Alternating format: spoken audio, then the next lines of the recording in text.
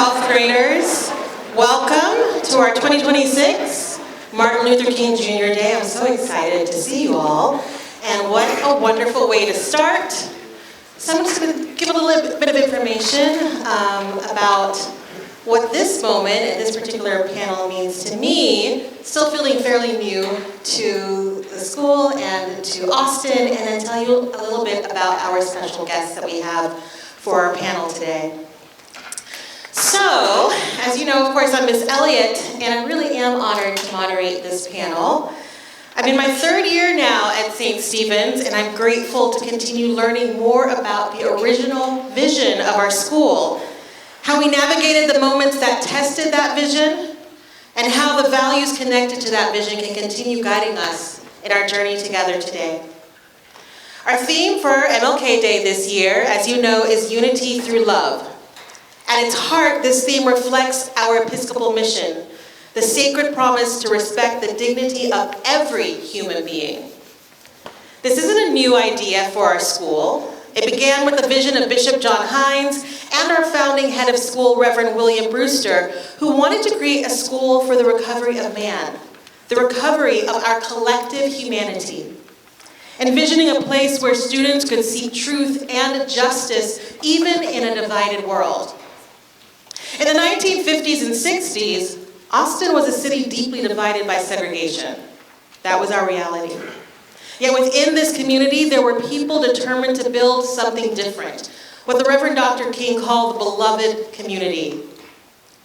Today, we have a rare and special opportunity to hear from 4 alumni who didn't just witness this history, they helped write it. So, we've got, from the class of 1968, Mr. Clarke Heidrick and Mr. John McFarland. These men were seniors on this campus when Dr. King was assassinated.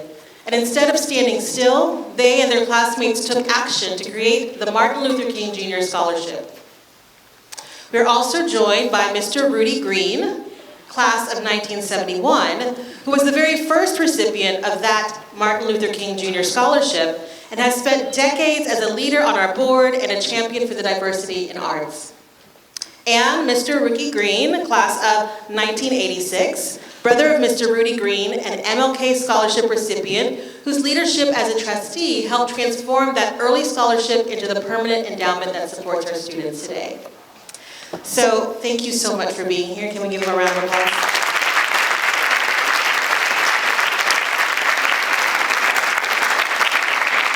So truly, the 4 of you represent not only our school's past, but through your continued service and your leadership, you're a vital part of our present and future. And we're so grateful that you're here today to help us understand this year's theme, Unity Through Love. So let's start our conversation. And to do that, I want to go back to the beginning. I mentioned earlier about the history of Austin, and just to kind of give a little bit more of context to that. Our school was founded in a time of great division and inequities, and a reality experienced by so many in different parts of the nation, but especially here in the South, including here in Texas and here in Austin, that has its own history of segregation, including a 1928 plan that forced Black residents into specific districts. Yet in the 60s, St. Stephen's began to integrate with the admittance of Miss Pat Means, later Mrs. Pat Means King, and Mr. George Emery, the first Black students admitted to our school. Mr. Heidrick, Mr. McFarland, as students here during that wave, or the first wave, I should say, of integration in the 60s, what was the campus attitude toward that change?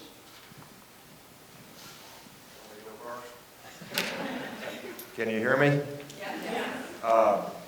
I would say the attitude on this campus at that time was very favorable. I think integration was something that that the faculty and the administration had wanted from the beginning. I can remember talking to Will Brewster, who's the son of our founding headmaster last year, about conversations that his father had with Bishop Hines when the school was founded, and about their desire that it be integrated. And Bishop Hines worked tirelessly, both as the bishop Bishop of the Diocese of Texas and also the presiding bishop of the Episcopal Church in the United States, to see to it that it happened. And by the time John and I got here in 1965, there was Pat Means King and our classmate, Greg Hicks, who was the first African-American boarder at St. Stephen's. Grew up in Austin, wonderful parents who we got to know. Greg was really, in a lot of ways, the best the class of 1968 had to offer. He was an outstanding student. He and Molly Darty were right at the top of our class. I can't remember who won the medal at the end, but Greg was a wonderful classmate, a kind and considerate person, and somebody who we loved. He would go on to Yale and became a Rhodes Scholar and went to the University of Texas School of Law and has been a law professor at the University of Washington for his career. I think he's not retired. He's close to retirement. But he was a big part of, I think, the way we looked at integration, because he was part of what I would call a nascent, beloved community in a lot of ways. I think many of us had grown up not being around black people.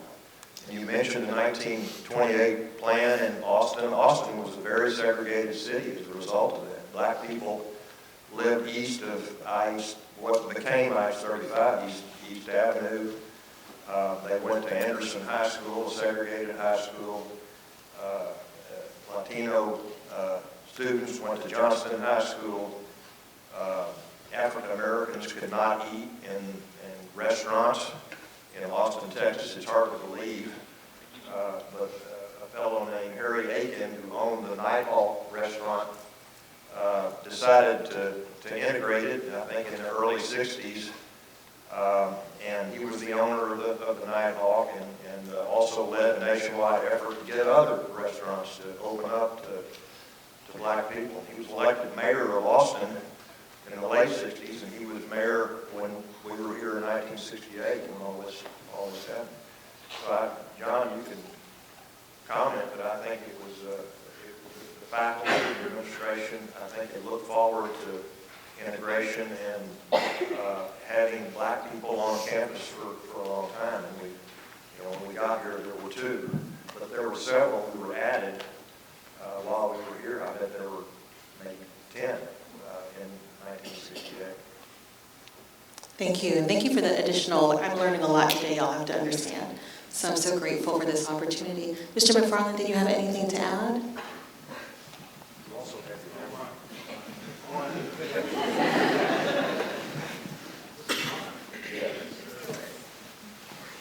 So I grew up in a small town in the Texas Panhandle farming community. And we really didn't have any black people in our community, very few. We had a lot of Hispanics, but it was a naturally integrated school that I went to, public school. So I never experienced segregation as such. And it was a long way from where I lived to come to Austin. At that time, this campus was a long way from Austin. You had to come up a winding road, and you were in the country. So my experience of Austin was on Wednesday and Saturday afternoons when we could ride the bus into town and watch a movie or have something to eat. But I don't remember any, it seemed natural to me when I came here that we would have an integrated community. Greg Hicks was a personal friend of mine. We attended Yale together, and it just seemed like it was perfectly correct that we should have people on campus of all colors. I read an article sometime that stuck in my head that wasn't necessarily the case with other Episcopal schools across the country, that in some schools it was really tough to integrate. And church decided that these schools needed to integrate, it was resisted in a lot of places, especially in the South. But I did not experience that here. That speaks volumes to the history of our school specifically. I didn't realize that potentially about other schools. Other Episcopal schools weren't necessarily on that same journey of integration like we were. Yeah, I think Bishop Hines was very deliberate in how he came to do this. It took some years before he felt the school was ready to integrate. But when it happened, it just seemed the right thing to do, you know. So thinking about that very complex, integrated history, but one clearly full of desire and hope to lead the way for others without even realizing that's probably what we were doing, but just thinking this is who we need to be as a school, because this is who we need to be as a world. Mr. Rudy Green and Mr. Ricky Green, you both came here from Fort Worth, which of course had its own history of segregation, its own history fraught with whatever else was happening in the country and in Texas. But it was the place where your family was. It was the place where your support system was, where all that you knew was. And yet, you came here and made that decision to leave that support system and come, yes, to another Texas, another school in Texas, but away from home. So I'm just curious, of course you were here at different times, Mr. Rudy Green, during what seemed like an uncertain, possibly turbulent time with not many people that looked like you. And then in the 80s, again, your family said, it's happening again, we're sending another son.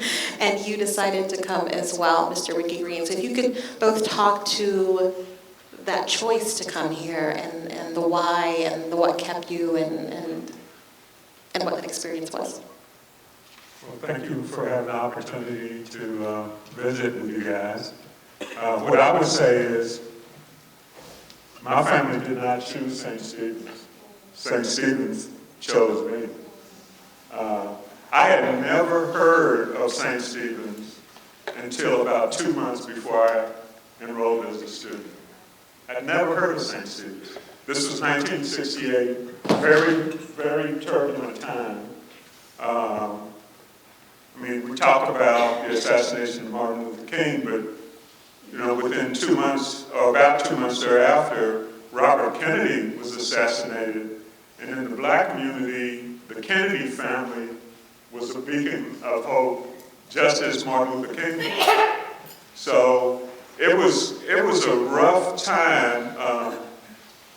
Up until the time I came to St. Stephen's, I went to all segregated schools. I never went to school with any white kids until I came to St. Stephen's as a 10th grader in 1968. And what happened, I guess, as a result of the efforts of the students and faculty here to create the Martin Luther King Scholarship, they were looking for someone to give it to. And as it turned out, I was that person. There was a gentleman, Mike O'Brien, who was a faculty member and coach here at St. Stephen's, who was from Fort Worth, and apparently, I get the story from my mother. His brother, who was a coach at one of the schools in Fort Worth, knew about me because I had a record. I was a good athlete. I was all city in football, basketball, and track. I was the valedictorian, if you want to call it, for my school. Back in those days, you had the junior high school, so 9th grade was part of junior high school, not part of high school. So I graduated 9th grade as #1 in my class. And apparently his brother had heard about me and kind of alerted him. And he came, it was doing a summer track program. He came, Mike O'Brien came and visited with one of my coaches. And my coach told me, he said, there was this white guy that came looking for you. He said he'll be back in 2 weeks. And 2 weeks later, nothing happened, so I didn't know what was going on. And then he says, they want you to take some kind of a test. I think it was called the Secondary School Admissions Test at that time. But the testing date had passed. So my coach, he and his wife were both faculty members in my junior high school. They said, we'll administer the test under test conditions. So I sat down in their kitchen one Saturday morning, and they timed everything. They had the test out, they timed it, and they sent the results into St. Stephen's. And then a couple of weeks later, my coach says, they want you to come visit the school. And I had never been to Austin. I knew nothing about Austin. When they started talking about a private school, I had visions of bricks and fire escapes, brick buildings and fire escapes. It was really the vision that I had in my mind about what a private school in Austin would be like. And my coach was doing all of the intermediating, what was going on. My parents were not involved at all. As it turned out, they wanted me to come visit. My coach says, they'll pay for you to come, just ride the bus down there. They'll pick you up and take you around. And it's like, okay, the day came, it's like, I'm not going down there by myself. He called me, the coach called me. He says, Rudy, I thought you were going to go. I said, Coach, I'm not going to do this. He says, pack your bags, I'm taking you down there. So he came and picked me up. We came down to Austin again. I'd never been to Austin. We stayed in what was then probably the nicest hotel in town. It was called the Sheraton Crest Hotel. Now it's some other, it's down on the corner of Cesar Chavez and Congress Avenue. And the next morning, Coach O'Brien came and picked us up and brought us out into the country on this winding road. And then we crested this hill, and I saw this place, and it's like, I was stunned. It's like, what is this? This is nothing like what I imagined a school would be. It was out, I'd never been to the hill country. It was just, I didn't feel overwhelmed. It was just a sense of wonder that I hadn't experienced before. I met the director of admissions. His name was William Hooper at the time. And he started talking to me as if I was coming to school here. And it was like, I haven't decided to come to school here. Anyway, I went back home, talked to my parents about it. They had a lot of confidence in me at the time. And they said, Rudy, this is your decision. We don't have anything to do with it. They were not going to be involved financially or anywhere at all. They said, this is your decision. I pondered it. I got a call from an important aunt. I'm not going to go into that in any detail, who kind of implored me to go to school outside of Fort Worth, to get outside of Fort Worth, this segregated society. And so ultimately I decided to come here, but as I indicated, my parents said it was my decision. The people at St. Stephen's said, we'll pay. And I decided to come.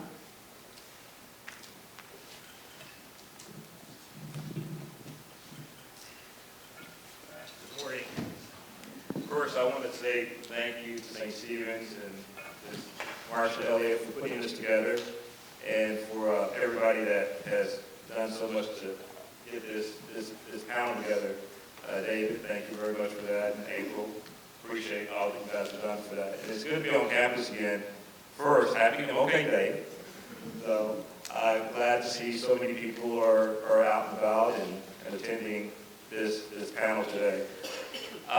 So Rudy and I, of course, grew up in Fort Worth, and Rudy is a little bit older than I am. Class of 68 versus class of 71.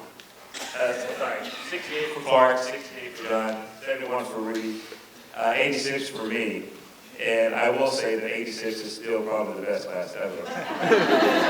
Contrary to what Clarke and I will sometimes disagree on that as well. So when I was, and I'm the youngest youngest of 5 boys. So Rudy is the second oldest. We have a brother that is, Sam is, they're about a year and a half apart between Sam and Rudy and Jerry. And another brother named Kenny, and then I'm on the very end of this chain here, this family chain. So when I'm 14 and a half years-ish younger than Rudy, when St. Stephen's was offered to me, Mom had known about the impact of education. We were not particularly politically active in the family, but my mom and our mom definitely believed in, for sure, the power of God in Christianity and how that impacts your life. She believed in the power of education and how important that is, and also she believed in the power of the vote. My mom was very adamant about voting as well. So when I came along 14 and a half years later, I was given an opportunity to go to St. Stephen's, and when you're 15, and I won't say you are, but I was a knucklehead at 15. So Mom says, well, Ricky, St. Stephen's is offering you an opportunity to go there. It's your choice, and Rudy was given a choice, but there are so many unknowns at the time with Rudy. With me, there were many knowns, because Rudy had gone to St. Stephen's, gone to Yale, gone to law school, had done a lot. And remember, we came from a very poor black neighborhood in Fort Worth. So these opportunities were not presented to us very much. So when this opportunity was presented to me, Mom pretended that I had a choice. She says, Rick, you have a choice. Do you want to go to St. Stephen's? And I said, no. She says, you're going to St. Stephen's. So at 15, that's one of the things that I had all my friends in Fort Worth that I'd grown up with, and obviously moving away from home at 15. That's why one of the reasons why I admire Rudy so much, that in so many different ways, but he was a pioneer at 15, leaving Fort Worth and coming to St. Stephen's to so many unknowns at that time, and to be intellectually aware to take that opportunity is amazing to me. So when it came to me, it was a much easier decision for our parents, because to let Rudy go was really difficult. For me, it was a lot easier to go away, go to St. Stephen's, go. But we knew how education impacted our family, for sure, and we all hear about how education lifts all boats, and that's something that really happened with us. And it was, and it was interesting, one quick story about our mom, that before St. Stephen's, when, again, I grew up, I was born in '67, and the last part of the '70s is when I first went to school with white people, because even in the '70s, because you still had Brown versus Board of Education that came up in '54. You had the Voting Rights Act in 1965. You had these legislation that Lyndon Johnson put into place, but they were not being fully implemented at all. Even in the '60s, for sure, in '68, '71, even in the mid-'70s to the late '70s, they were not integrating some places still. And so when I first, probably late '70s is when I, again, first went to school with white people. And it was a very different experience for me. But when I had the opportunity to go to this one school called Hawley High School in Fort Worth, my mom, it was an all-black school, it's in a really rough neighborhood. My mom says, well, I really want you to go to integrated high school. So the Poly did not want me to go to a different school, because they wanted kids that they perceived to be really good students to be an example for the kids to go to Poly. So my mom had, really kind of a say at Poly, So she went to Poly and she says, well, I want to get a transfer. And they said, well, no, we're not going to grant you a transfer. So my mom went over to the head of Fort Worth Independent School District and says, well, I want my kids to get a transfer. And they said, no, we're not going to grant one because Poly's not granting it. So she went back and went back and went back and went back many different times until they granted a transfer for me to go to an integrated school. So, and this was after my 8th grade, going into 9th grade, I went to an integrated high school called Southwest High School in Fort Worth. So, my mom knew that in society, we're not going to just be with black people. And white people are not going to just be with white people. And we need to find a way to be in school together and foster that relationship into our adult life, for sure. Thank you so much to everybody for sharing that. I know we mentioned a while ago the assassination of Dr. King, which was really a catalyst for the start of the Martin Luther King Jr. Scholarship. And so I really wanted to go back to that history because I don't know that we all here know the history and how it started. And so I'm going to start with Mr. Heidrick and Mr. McFarland because you were seniors when that happened in 68, April 4th, 1968.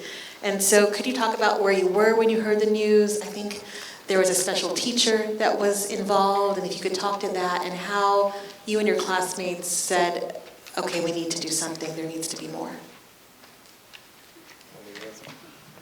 I can remember sitting in a lounge-like place in the dining hall. I've forgotten kind of the configuration, but it was before dinner on a Thursday night, April the 4th, 1968, and we were, Greg Hicks and John and I and several others of our classmates, we were big stuff seniors then, you know. And we were just sitting there relaxing, and someone came in and said that Dr. King had been shot. And shortly thereafter, we heard that he had died. And it was as though all the oxygen went out of the room, really. And certainly, sitting next to Greg Hicks, it was just a very sad moment I'll never forget. And so the next day, we went to class. We were in Lawrence Becker's English class. And Mr. Becker had been having us read lots of black authors, Ralph Ellison, and others. And but the class was basically about the assassination and what it meant and what we should think and do about it. And lots of people were down, very frustrated, angry. And I can remember Mr. Becker basically saying, I hope that you'll start discussing right now a constructive response to this that is consistent with Dr. King's I've Got a Dream speech. And several people talked about what that might be. And the idea, I can't remember whose idea scholarship was, but it seemed to resonate with the group. And not all the class of 68 was in that English class, but I think we went from there and discussed carrying forward with the scholarship. I know we talked to Dr. Alan Becker, who was the headmaster, about it, and several of the other faculty members, and it just sort of welled up. I think pretty much everybody involved in the class of 68, other classes, faculty members, it was something where I think all of us felt like it was an opportunity to just get down a marker for what our values were and how to respond to a tragedy in a constructive way. So let's bring another outstanding black student to campus. And the goal was, I think, like to raise $5,000 or something, which today would be the equivalent of about, I don't know, $45,000 or something in today's dollars. So it was not a huge lift. It was really 1 year's tuition in a way. I think we ended up raising more than that. And I think, the administration contributed. I think there were trustees who contributed. It's kind of, when small things start, it's good. It tends to gather steam, and it's consistent with real values that are in that chapel, values that the Reverend Dr. Martin Luther King espoused. They gained traction. And so it was, we went around to Episcopal churches in Austin and asked vestries for money, got some, and had bake sales. I remember we had a fast one day where everybody was ordering pizza. We saved the money from having to feed the boarding students in some way that got applied to the scholarship. Bake sales, all kinds of things like that. But it was, we were operating from April 4 to whenever we graduated at the end of May, and I guess barely made it. That was fast. Wow.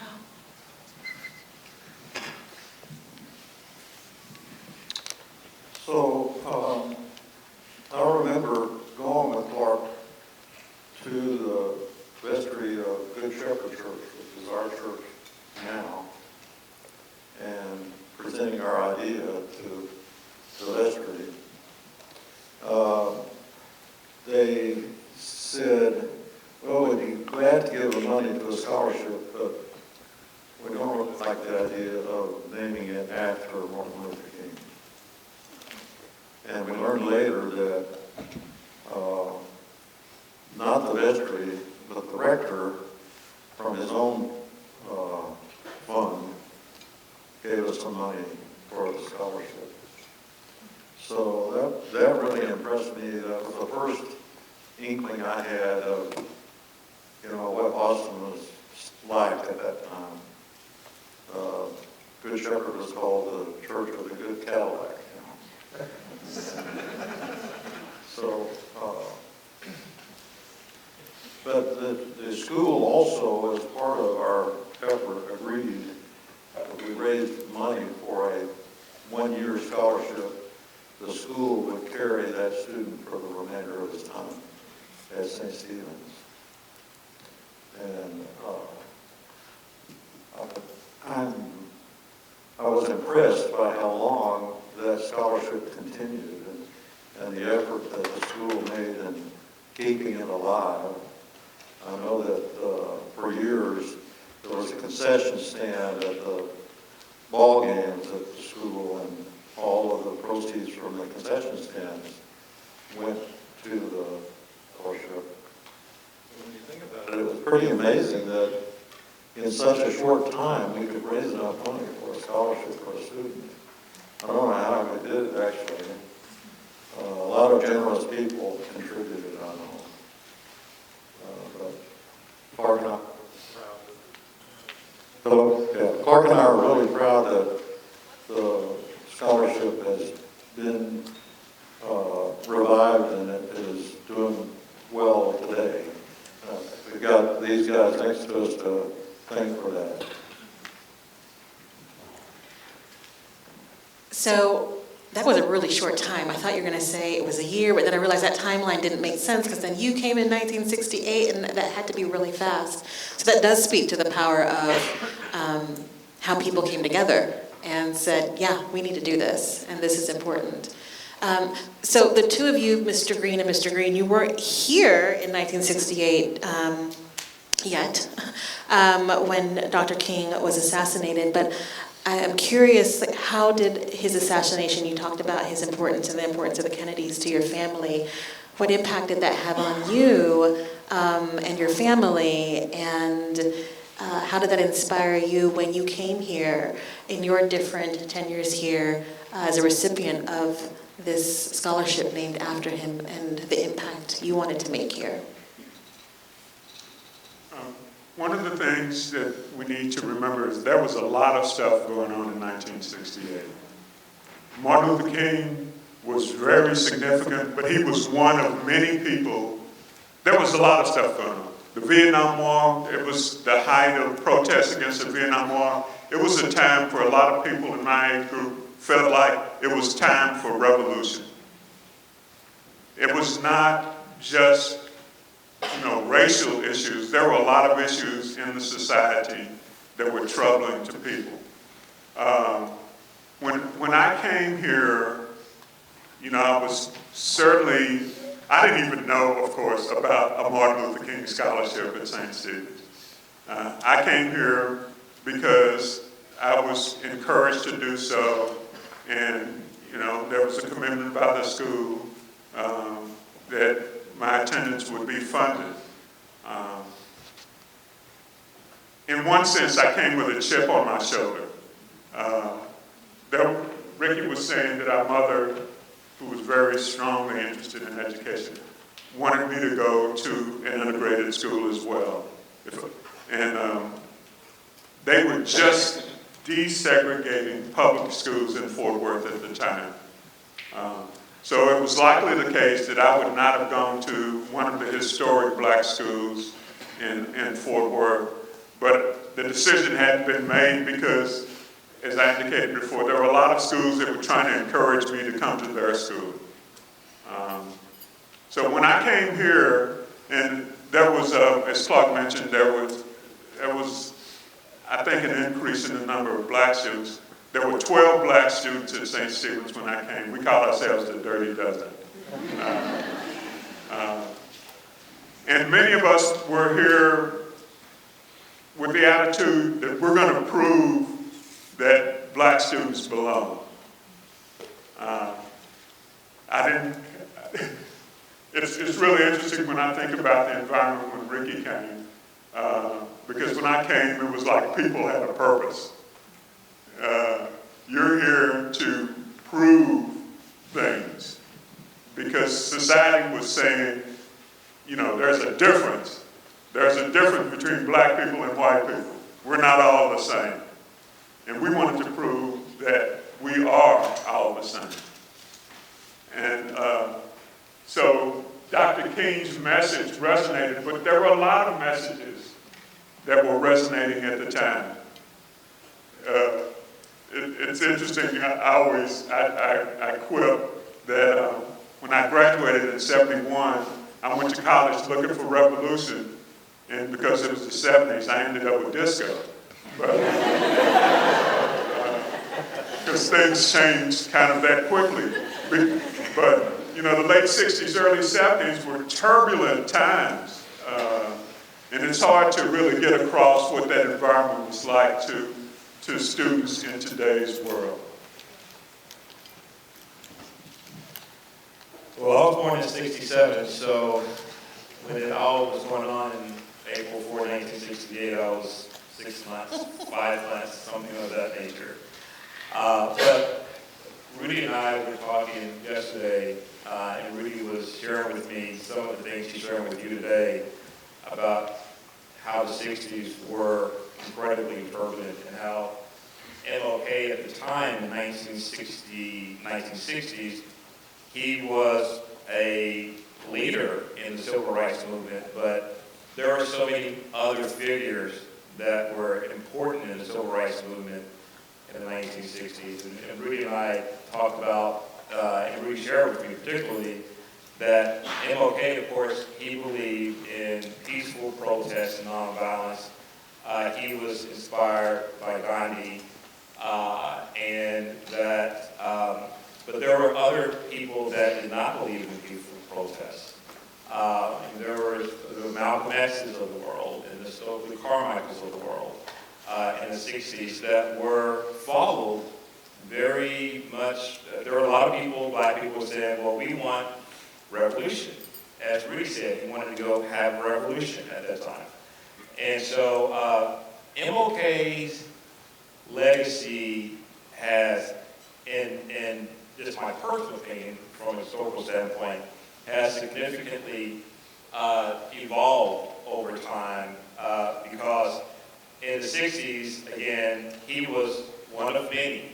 Now he's the one that most people talk about when they talk about civil rights in the 1960s. When I came along, things were significantly different. As Rudy said, there was desegregation, but still, there was still a lot of schools in Fort Worth that did not have black and white students. I mean, I went to Morningside elementary, that was all black, and then I went to the first integration that I had, again, was in the 6th grade at Morningside Middle, so I went to elementary, which was all black. And they started busing all over the place. And so busing started probably in the 70s, of course, probably in their early 70s-ish when desegregation happened, but again, it wasn't really enforced a lot. So when I came up in the, I came here on campus in 1983. Things were very, very different. Actually, in my class, Rudy had, how many black I think students? there were 5 Okay. black students in my class. Okay, so there were only 2 in my class, me and Kathy Scott, and that was it. And then the class below me was 87, was Michael Bryant and John may know there were maybe 88. So there were this many black students on campus in the 80s, at least in graduating my class. My class was a class of 73 graduates with 2 black students. Rudy's was 41. We had 6 black students. 41 with 6 black students, so significantly greater percentage of black students when Rudy was on campus. But that was in part because I think there was a big push and emphasis at that point in time for St. Stephen's to get a lot of more black students on campus. I mean, St. Stephen's has always been a school of first in so many different ways. If you look at historically about St. Stephen's, and my recollection may be a little bit wrong on this, but I think we were the first school maybe to integrate with black students in Episcopal schools, or something of that nature. And then maybe we were also the first school to have male and female students, boarding students as well in the South. So St. Stephen's has always been a pioneer in so many different ways. And I think Clarke and John, and we cannot ever thank you enough for what you've done to institute the MLK scholarship back then and continue the mission and values that St. Stephen's has always represented as far as FIRST. And I'm just a recipient for sure of so much generosity and so many people just being progressive. Appreciate that. Thank you.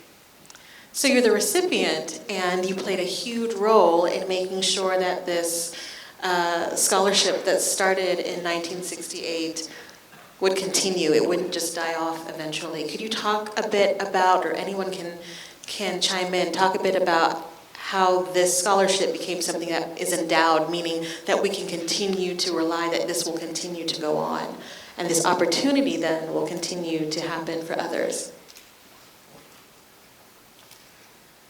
It was probably 2017-ish. The MLK scholarship started in 1968, and it continued into probably the mid-1990s. There was a faculty member, a black faculty member here named Ted Smith, who was on campus, who was really the one who coordinated the MLK scholarship when I was on campus. And when he left campus in the mid-1990s, the scholarship apparently ended. And we weren't really able to track historically how that happened, but it did end, and somewhere in the mid-1990s. So 2017-ish, there had been many different attacks, in my opinion, and it's been happening all along on voting rights. We're all attorneys here on the stage, so all 4 of us. So, just a little bit of a law. In 2013, there's a case called the Shelby case that came out that took out one of the most important parts of the Voting Rights Act of 1965, which is the states that had historically bad numbers on black voting would have to get federal approval to make changes, and that was taken out in 2013. There's been all these attacks all the time. So we get to 2017, now we have very restrictive voter ID requirements that are happening at this point in time. And so, and I'm thinking that, what is MLK's vision?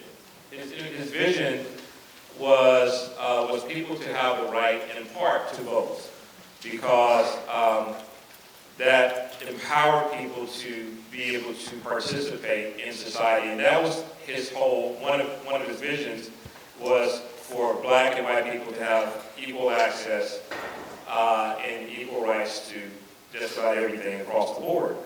And so when I was thinking about it, and I talked with Rudy about what can we do to continue MLK's vision, then I thought, well, scholarship ended in the 1990s. Let's try to bring it back in some capacity as a scholarship. And then Christine Aubrey, we spoke with her, and she says, well, let's endow to make it permanent. And so we had discussions with Christine, and then we reached out to Clarke and others. I remember we had a luncheon at the Texas Club. Is that called the Texas Club in downtown? Maybe Austin Club. Austin Club, okay. And Louis Hanna was the big contributor to the initial founding of the endowment. And so we just wanted to continue MLK's vision, because MLK always talked about the true part of education is intellect and character. And intellect being the ability to understand and to discern, and then characters to have morality, and to and that makes you and helps you be a better person, and to and for society to be a better place because of that. Thank you. We're so grateful for all of you. I think we have, is it 10 minutes? Okay. So a couple things. I want to leave some room, or just a few minutes, if anyone has a question. Maybe we can take a couple questions. And then I'm going to pose this to you all. So here's a question. What's your final word for all of us, students, faculty, staff, about living unity through love? And thinking about your experience and what we've talked about today. That's hard. It's a final word that you want to impart on us, and then we'll take some questions. I'm going to say one thing, is recognize the humanity in all of your human neighbors. I mean, we're all in this together. Yeah. We're all in this together. Thank you so much.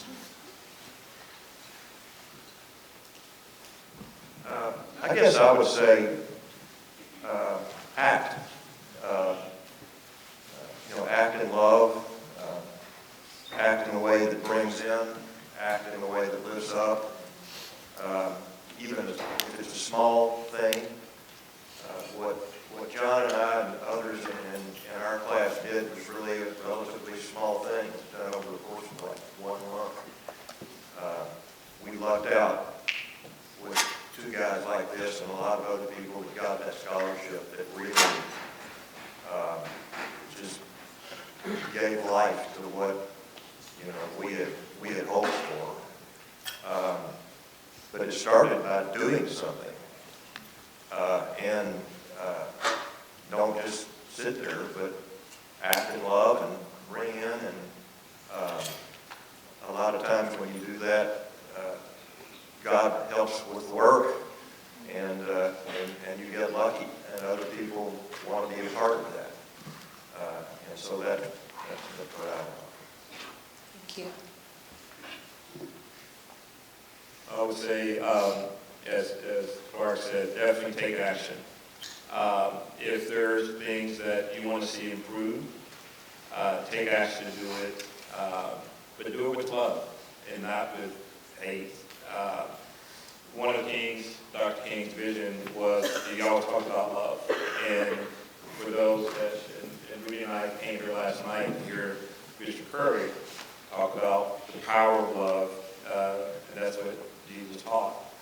And talked about love not being just an emotional feeling, but being selfless and sacrificial is what they talked about, for sure, what Jesus talked about. So I would say definitely take action with love. Thank you. So when I came here, one of the things that I was introduced to was the Episcopal Church. We had chapel every day, twice a day. And that was all new to me. I didn't know anything about the Episcopal Church, but I came to love it. And remember that Dr. King was the preacher above all. And so I've come to love the church, and I recommend that as a lifelong pursuit for you. The beloved community is a big part of the Episcopal way and the Episcopal Church. And I think that faith is a part of what Dr. King preached and what he lived. Thank you. Do we have time for one question? Okay. Cindy?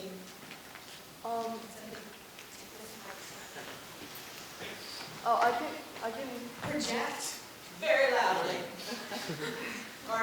How does it feel having grown up and lived with segregation now, like giving this panel in front of an audience like us? Like, how does it feel? Because now we're such a diverse student body, and I was just wondering, like, what's that like?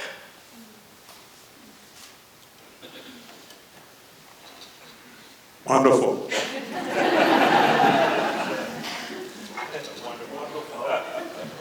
No, I mean, I'm a strong believer in diversity and educating each other through what I will call intercultural understanding. And you can only learn about other cultures by being exposed to other cultures.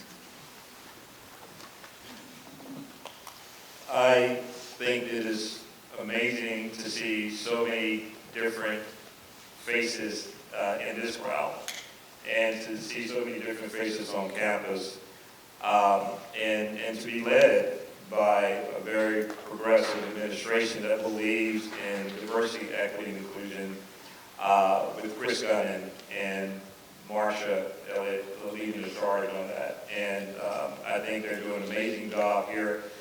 And I want to see that continue here on campus, because one of the things that Dr. King talked about is being love each other regardless of race, regardless of that. So I hope, and I definitely believe, that St. Stephen's will continue this, because they've been steeped since 1950 in a belief in the integrity of every person, regardless of skin color.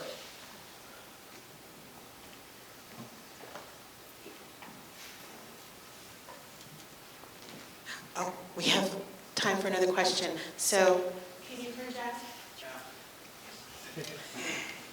How would you say you were able to unlearn all the things that were portrayed in your time? You know, like the certain racial superiority, apartheid, segregation. How would you say you were able to unlearn it, both on the surface and from within?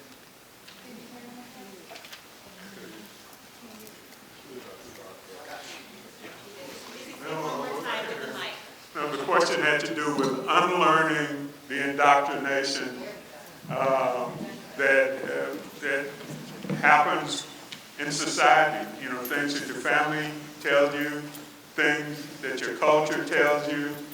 You know, how do you unlearn that?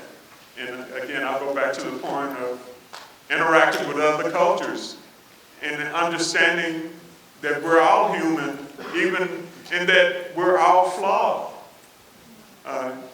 We have to begin with an understanding that we're all flawed, and that there are things that we can do to improve ourselves and to work to help others. And the other thing is really important. And when I mean other, that means different other. It means other human. Well, what he said. I just, when I look back on my life, one of the good things about being older is you realize how often you've been wrong in your life. And as you realize that, you become open to thinking differently. And coming to this school was an eye-opener for me. It changed my life. The experience that I had in that chapel and the experience that I had with black students and with what we've been talking about, they opened me up to different ideas, and certainly to the idea that what Dr. King was talking about, which was the gospel of love, applies to everybody, and that I have much more in common with different races and ethnicities and backgrounds than I do differences. We all need to look for God in each other, and that's to me what the beloved community is respecting differences, understanding cultural differences, but also recognizing a common humanity and the order that we receive from Jesus Christ to love one another and support each other. That's the message in that chapel that we got twice a day, and I think that's what Rudy and Ricky have been talking about. I can't tell you how proud I am, and I know John is, for our association with these two guys, which has continued long after we were students. We've become good friends over the course of our lives, and that's just been a great treat for, I think, all of us that know these fellows. And I'm grateful for all they've contributed to this school that I love. Thank you. Any final thoughts? Thank you all for your questions. Thank you. Any final thoughts? There were many moments where I was like, ooh, that was a mic drop, but I don't want you to drop the mic. So thank you for your time. And I guess we do need to end. So I just, again, thank you so much for taking the time when we had this idea and this vision. Yes, please clap.